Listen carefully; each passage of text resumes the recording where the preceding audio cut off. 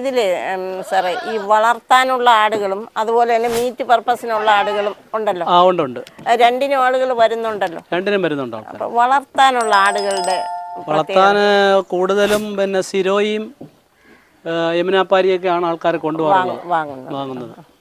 അപ്പോഴേ സാറേ നമ്മൾ ഇപ്പോൾ രാജസ്ഥാനിൽ നിന്ന് ആടിനെ കൊണ്ടുവരുന്നു. ഈ ക്വാറന്റൈൻ എല്ലാം കഴിഞ്ഞിട്ടല്ലേ കൊണ്ടുവരുന്നത്? ക്വാറന്റൈൻ ഇവിടെ കൊണ്ടുവരുമ്പോൾ നമ്മൾ പിന്നെ ഈ വളർത്താൻ കൊടുക്കുന്നതിന് വാക്സിൻ എടുക്കും. പിന്നെ എടുക്കാൻ പറ്റാത്തതിനാണെങ്കിൽ നമ്മൾ പറഞ്ഞു വിടും അവർ വാക്സിൻ എടുക്കണമെന്ന്.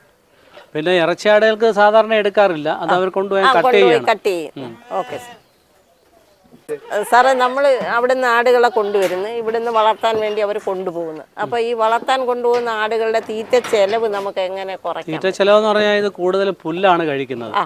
പുല്ലും വെള്ളവുമാണ് ഇതിന്റെ മെയിനായിട്ടുള്ള ആഹാരം. പിന്നെ നമ്മൾ ഈ പച്ച ഇലവർഗ്ഗങ്ങൾ വലുതായിട്ട് ഒരു 2 ആഴ്ച കൊടുക്കരുത്. കുറച്ച് ഉണക്കിയതിന് ശേഷമേ കൊടുക്കാവൂ. പെട്ടെന്ന് കൊടുക്കുമ്പോൾ നമ്മൾ അവിടെ വരുമ്പോഴത്തേക്ക് ഇവിടെ വന്ന് ആഹാരം മാറുമ്പോഴത്തേക്ക് ഇതിന് വയറ്റിന് പിടിക്കത്തില്ല, അപ്പോഴേ ഇളക്കമൊക്കെ ഉണ്ടാവും. അപ്പോൾ അതൊന്ന് ശ്രദ്ധിക്കണം. 2 ആഴ്ച കാലം വളരെ ആഹാര കാര്യത്തിൽ ശ്രദ്ധിക്കണം. ഓക്കെ.